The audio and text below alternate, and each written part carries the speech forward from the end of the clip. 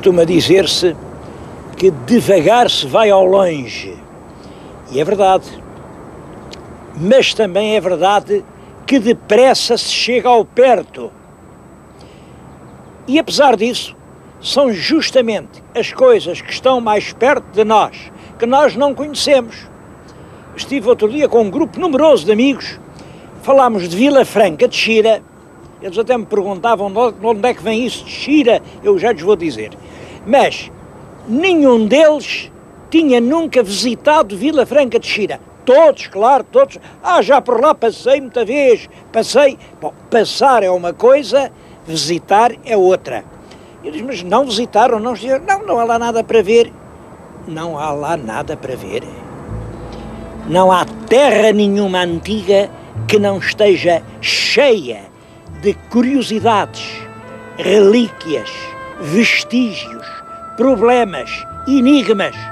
Nós vamos dar uma volta aqui em Vila Franca e vocês vão ver quantas coisas há para descobrir.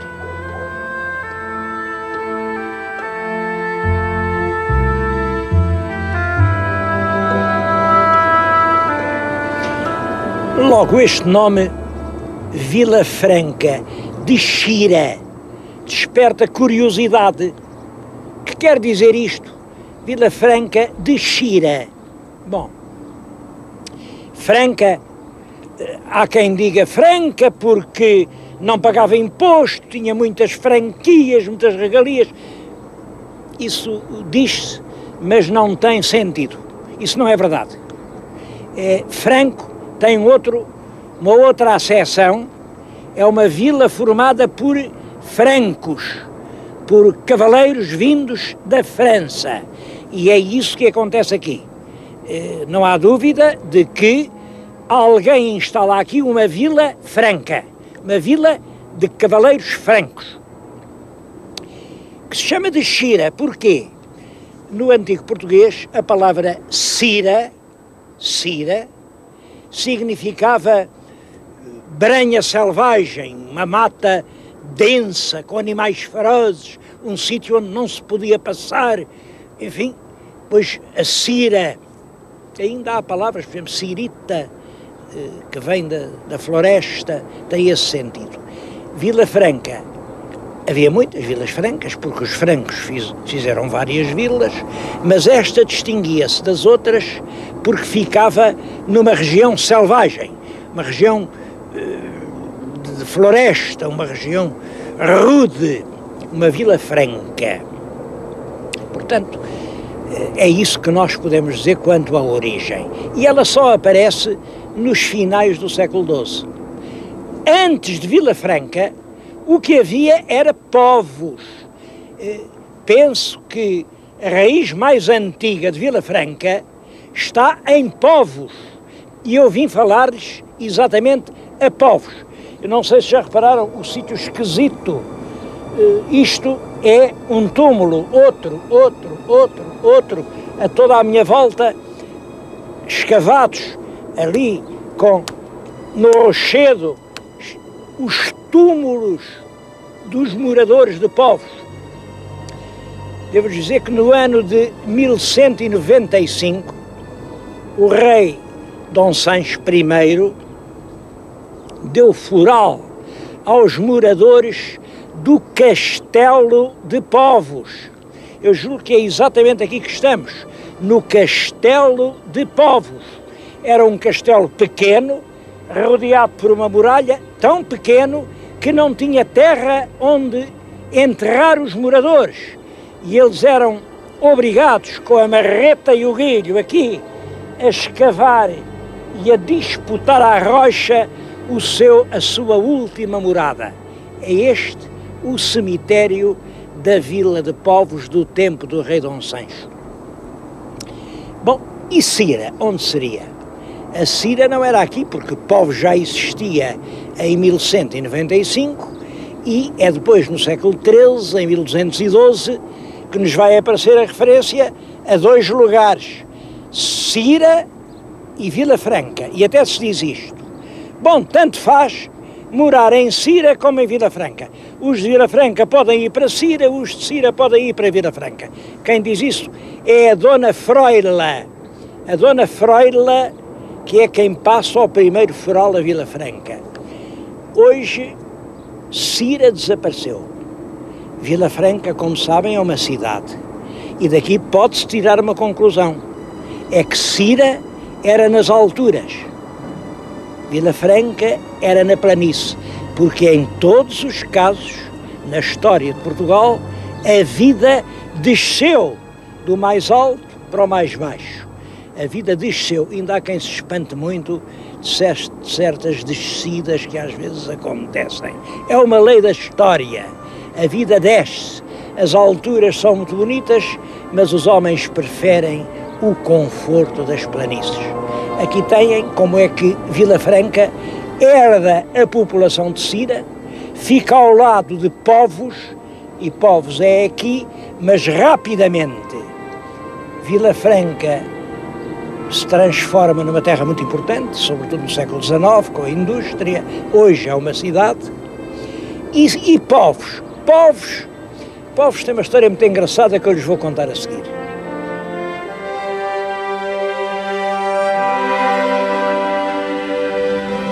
Nesta selva povoada de animais ferozes, o único lugar habitado por seres humanos era Povos. Povos quer dizer isso mesmo, aqui ao menos havia um povo. Ora bem, devo dizer que Povos está relacionado com Camões. Eu lembro-me sempre de Camões e vou-lhes contar uma história. No tempo de Camões havia um ditado que podia-se aplicar hoje. O ditado era assim: quem disser que a barca pende, dir-lhe-eis, mana, que mente. Porque as pessoas estavam sempre a dizer a barca pende, como agora estão sempre a dizer a barca pende para aqui, a barca pende para a direita, a barca pende para a esquerda. Ora bem, e já nessa altura o ditado era este: quem disser que a barca pende, dir-lhe-eis, mana, que mente. Punham mente a rimar com pende. Bom, o Camões era um poeta assim de dizer e fazer, ele tocava a guitarra e tal, e um dia deram-lhe um mote e disseram: olha, faz lá uns versos a isto. Quem disser que a barca pende, dir-lhe-ei, mana, que mente.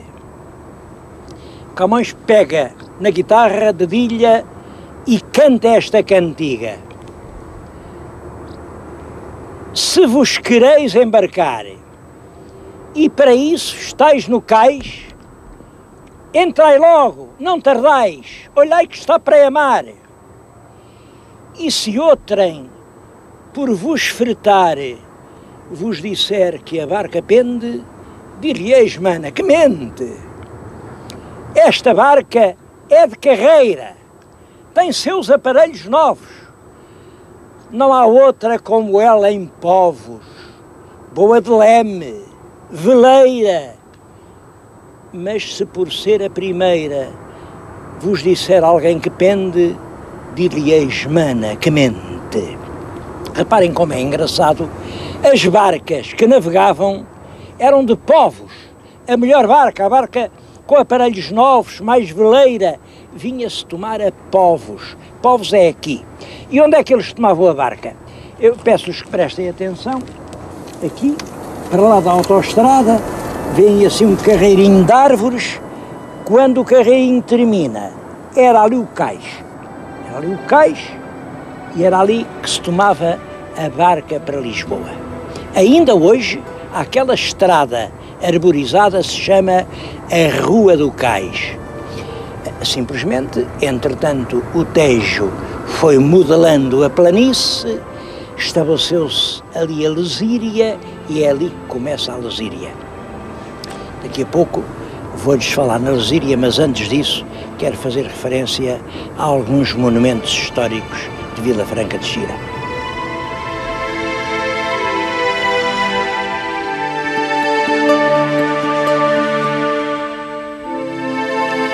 Um dos monumentos mais densos de história é o convento de Santo António da Castanheira.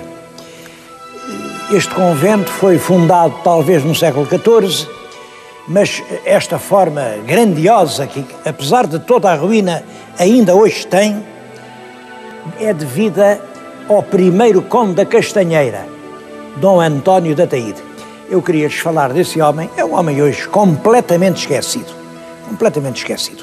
Dom António de Ataíde. E, todavia, é uma das grandes figuras da história nacional durante o século XVI.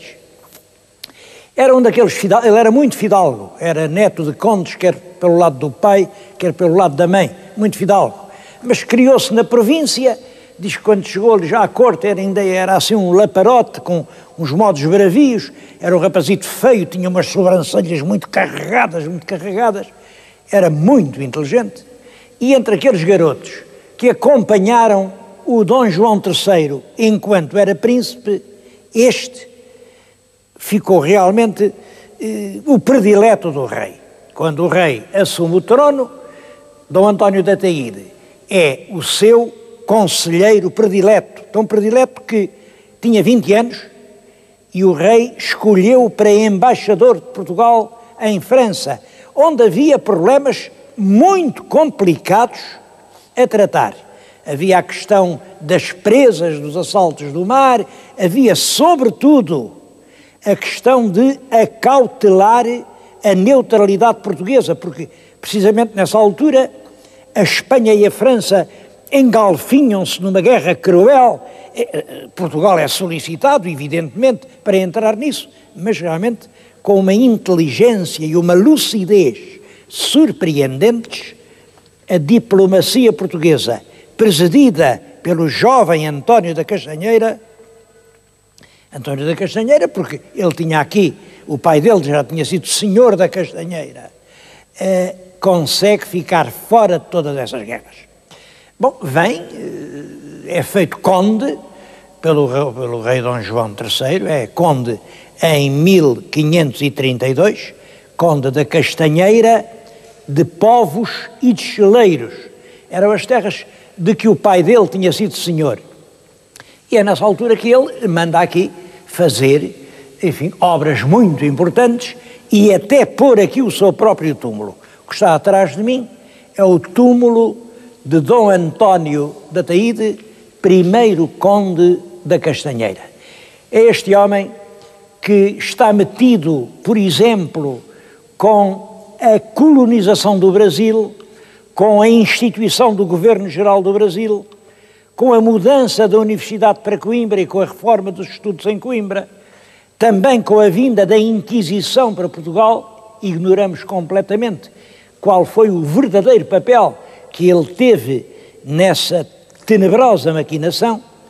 Aliás, ignoramos tudo deste homem que governou o país, quase omnipotente, era ele quem mandava em Portugal durante cerca de 30 anos. Além disso, é esta casa mesmo, casa e convento, ela hoje está na posse particular, é um lugar evocador, lindíssimo. Olhem para aquele claustro, roubaram tudo pelos séculos. Ora, isto tem sido um caso de vandalismo perpétuo. Agora que está em mãos de pessoas que compreendem a importância do passado e que querem transformar isto num local histórico, uma pousada, um hotel de turismo, algo aberto às pessoas cultas e algo que recupere a sua dignidade histórica de outrora. Está tudo encalhado na burocracia. Diz-me o proprietário que compreende, a gente tem que ouvir 13 instâncias oficiais, 13, imaginem, cada um tem que dar o seu parecer. Vocês já viram o que é ter que pôr de acordo 13 burocratas?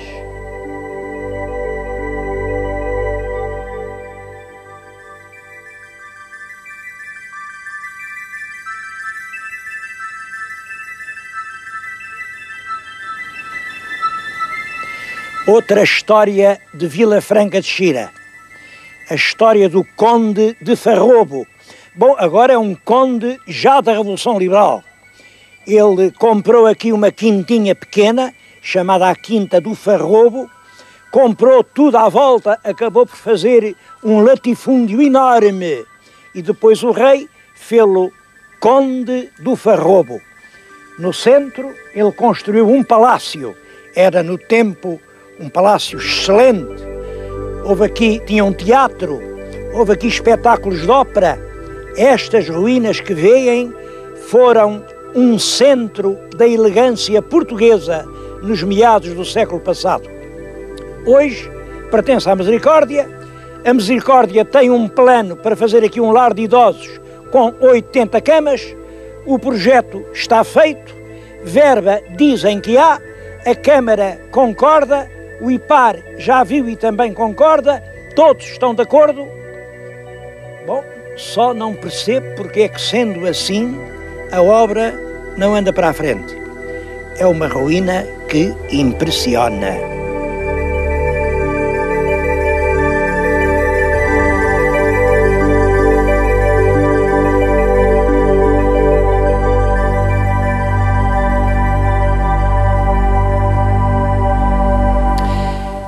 Com estes exemplos, eu arrisco-me a deixar a ideia de que em Vila Franca de Xira só há ruínas. Nada menos verdadeiro. Exatamente ao contrário. É da maior justiça fazer uma referência à ação da Divisão de Património e Museus desta Câmara. Tem feito uma obra que não pode deixar de se considerar notável. Primeiro são as publicações. Tudo o que eu tenho na minha frente são livros editados pela Câmara e são todos livros sobre as memórias da história local, sobre os monumentos, sobre as formas do trabalho, sobre a indústria, as histórias do Tejo. É uma literatura do maior valor. Mas não fica por aqui. Esta divisão camarária tem uma ação educativa junto das populações, junto das escolas. Anda, por exemplo, tem umas maletas a que chama maletas pedagógicas, parece-me que é esse o nome. Bom, são assim, aquelas caixas, vêem? Parece que aquela caixa, abre-se a maleta e por dentro tem um verdadeiro mostruário. Neste caso, nesta maleta, é sobre a civilização romana e a ocupação romana foi muito densa aqui nesta zona. Aquela outra maleta é sobre instrumentos musicais, os vários instrumentos, o seu uso. Bom, isto é levado às escolas e isto dá resultado. Bom, a prova tenho aqui na minha frente. Está aqui uma ânfora romana, mas aqui, nesta casa em que lhe estou a falar, há muitas outras, são objetos romanos encontrados pelos pescadores no leito do Rio Tejo. E como os pescadores foram alertados desde pequenos para a importância do património arqueológico e histórico, em vez de as partirem, trazem-nas aqui ao museu. Penso que este caso não será muito corrente em Portugal. Virem rudes trabalhadores, roubando algumas horas à faina do seu dia, a ofertar ao museu que eles sabem que é de todos. Elementos de uma história que também a todos pertence. Um dos bons exemplos da ação da divisão dos museus é exatamente este palácio. Eu estou-lhes a falar no Paço do Sobralinho, uma casa com muita história, é uma casa fundada no século XVII, é engraçado, foi feita pelo primeiro Conde de Vila Flor. O primeiro Conde de Vila Flor era um daqueles valentes generais da Guerra da Restauração, comandou na guerra, ganhou muito dinheiro e com dinheiro da guerra fez este palácio. Bom, passa ao século XVIII, veio o XIX, há outra vez uma guerra, já vai no sétimo Conde, e o sétimo Conde de Vila Flor, que veio a ser o Duque da Terceira, também andou na guerra, também foi muito valente, e o rei tornou-lhe a dar muito dinheiro, deu-lhe 200 contos. 200 contos naquela altura era uma fortuna que nem calculam. E ele, o sétimo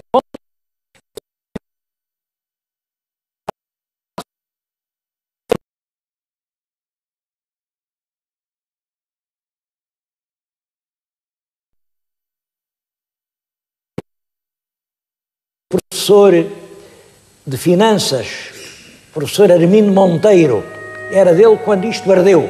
Ardeu, ficou realmente uma ruína completa.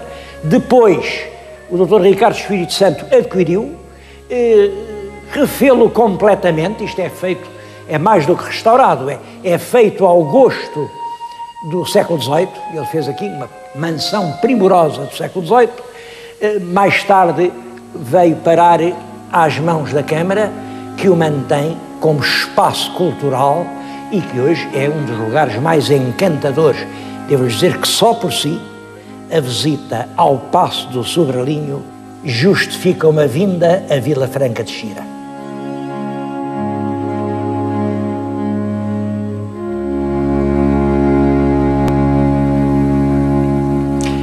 Bom, mas é claro que Vila Franca não é essencialmente palácios em ruínas, nem velhos conventos, nem quintas restauradas, nem património histórico. Tudo isso é bonito, é importante. Agora, a alma de Vila Franca está no Rio e na Lesíria.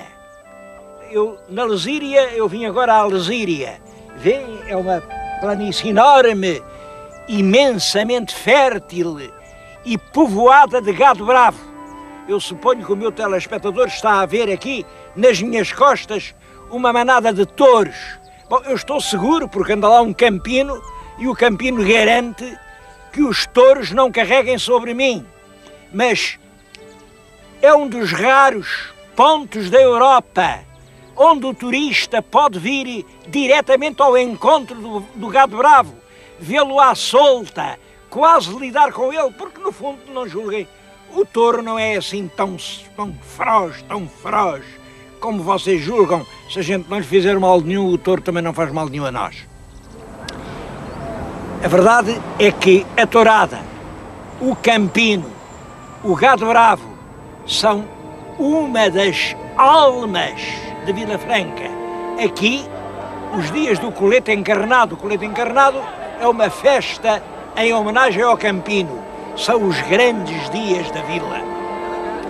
E que pena que eu tenho que este espantoso trunfo turístico, gado bravo à solta, aqui na largueza incomparável da Lesíria, estejam completamente fora do nosso circuito turístico. Porque o turismo do futuro é o turismo das coisas diferentes, das coisas que só aquele mercado possa apresentar. Nós aqui, em Vila Franca, a 30 quilómetros de Lisboa, podemos dar ao turista a experiência e até a lida do gado bravo. O que é que estão à espera para entrar por esse caminho?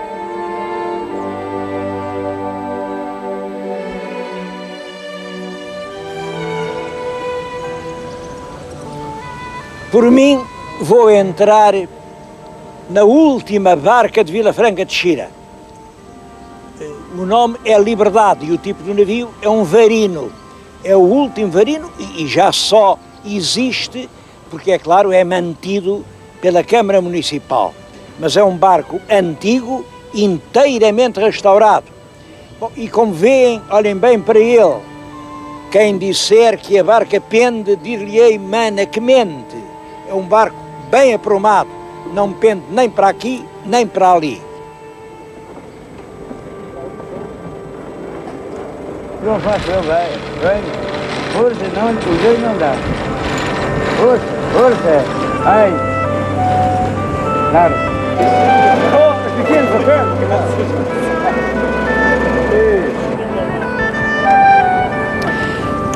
Bem, hoje os barcos deste género são mantidos como curiosidades etnográficas ou peças de museu pelas câmaras municipais.